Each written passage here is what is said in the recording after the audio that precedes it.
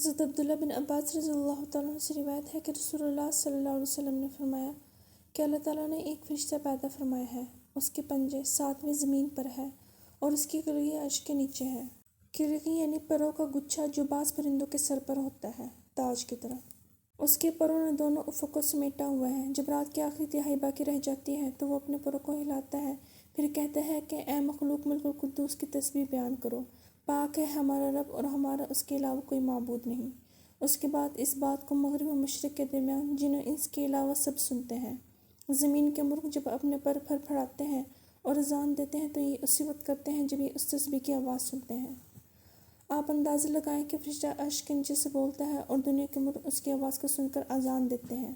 اگر زمین پر رہنے والا مرغ اتنی دور سے ایک فرشتے کی تسبیح کی آواز سن سکتا ہے تو یقیناً آپ بھی اپنے ہر امتی کا درود بلا واسطہ سن سکتے ہیں۔ چنانچہ حدیث میں آتا ہے کہ آپ صلی اللہ علیہ وسلم نے فرمایا کہ میں محبت والوں کو درود سنتا ہوں۔ حضرت عمار بن یاسر رضی اللہ تعالیٰ عنہ سے روایت ہے کہ رسول اللہ صلی اللہ علیہ وسلم نے فرمایا کہ اللہ کا ایک فرشتہ ہے جس کو اللہ تعالیٰ نے ساری مخلوقات کی باتیں سننے کی طاقت عطا کی ہوئی ہے۔ یہ میری قبر پر قائم ہے، جب سے میری وفات قائم ہوگی اس وقت سے لے کر قیامت کے دن تک میری امت سے کوئی بھی ایسا شخص نہیں جو مجھ پر درود پیش کرے مگر یہ فرشتہ اس کا اور اس کے باپ کا نام لے کر کہتا ہے کہ اے محمد آپ پر فلاں بن فلاں نے درود بھیجا ہے۔ حضور صلی اللہ علیہ وسلم نے فرمایا کہ جب قبر میں مردے کو رکھ دیا جاتا ہے تو اس کے پاس 2 فرشتے کالی آنکھوں والے آتے ہیں جن میں سے ایک کا نام منکر اور دوسرے کا نام نکیر ہے۔ وہ دونوں اس مردے سے پوچھتے ہیں یعنی محمد صلی اللہ علیہ وسلم کی نسبت کیا کہتا تھا؟ بس وہ مردہ جواب میں کہے گا کہ وہ خدا کے بندے اور خدا کے رسول ہے۔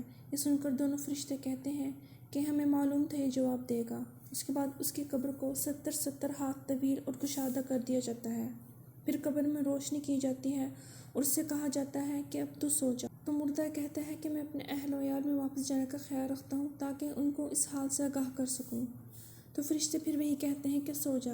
یہ کیفیت مردہ مومن کی ہوتی ہے، اور جو منافق ہے وہ اس کے جواب میں کہتا ہے کہ میں نے کچھ لوگوں کو کہتے ہوئے سنا تھا وہی میں کہتا ہوں، لیکن میں اس کی حقیقت سے ناواقف ہوں۔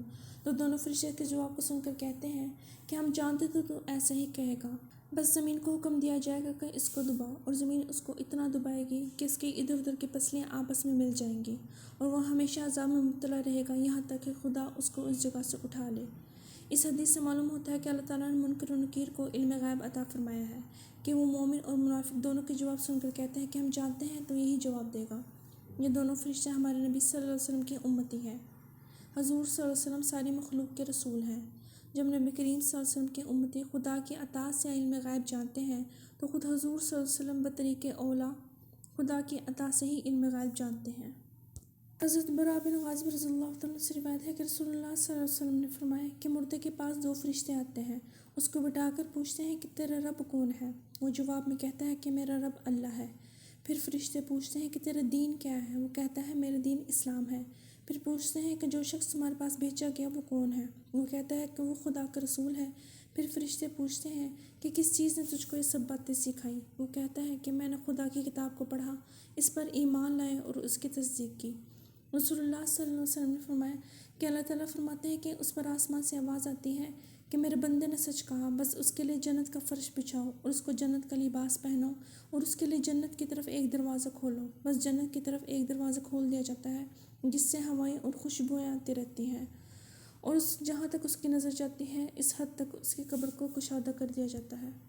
ابرہہ کافر تو رسول اللہ صلی اللہ علیہ وسلم نے اس کی موت کا ذکر فرمایا، اس کے بعد کہا کہ اس کے جسم میں روح ڈالی جاتی ہے اور اس کے پاس 2 فرشتے آتے ہیں، اس کو بٹھا کر پوچھتے ہیں کہ تیرا رب کون ہے؟ وہ کہتا ہے کہ میں نہیں جانتا۔ پھر پوچھتے ہیں کہ تیرا دین کیا ہے؟ وہ کہتا ہے میں نہیں جانتا۔ پھر پوچھتے ہیں کہ وہ شخص کون ہے جو تمہاری طرف بھیجا گیا تھا؟ تو وہ کہتا ہے کہ میں یہ بھی نہیں جانتا۔ پھر آسمان سے آواز آتی ہے کہ یہ جھوٹا ہے، اس کے لیے آگ کا فرش بچھا دو اور اس کو آگ کا لباس پہنا دو۔ اس کی قبر اس کے لیے تنگ کر دی جاتی ہے اور پسلیاں آپس میں گھس جاتی ہیں۔ پھر اس پر ایک اندھا اور بہرا فرشتہ مقرر کر دیا جاتا ہے جس کے پاس لوہے کا گز ہوتا ہے، اگر اس کو پہاڑ پر مارا جائے تو وہ مٹی ہو جائے۔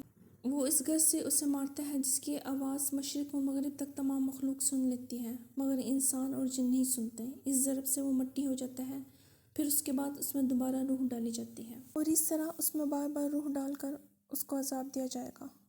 آج تک کے لیے اتنا ہی۔ اللہ آپ کا ہم سب کا حامی و ناصر ہو۔ اللہ حافظ۔